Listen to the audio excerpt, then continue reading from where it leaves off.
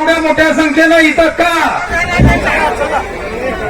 तर मी सांगतो नाना भाऊ, गावामध्ये या महिला जो भाजपकडून फिरत आहे, गावातला माणूस या महिलांचे निराधाराचे पैसे खाल्लेला आहे. तो अर्धे घेत होता आणि अर्धे यांना देत होता.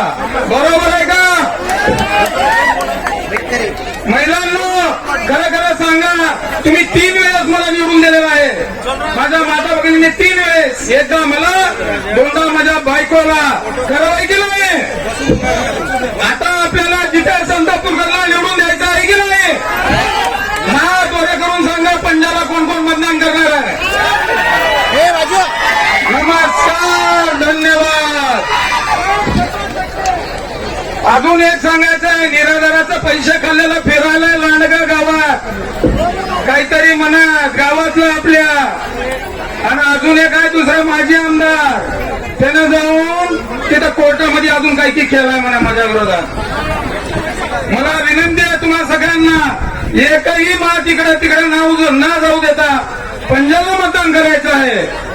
धन्यवाद. जय हिंद, जय महाराष्ट्र.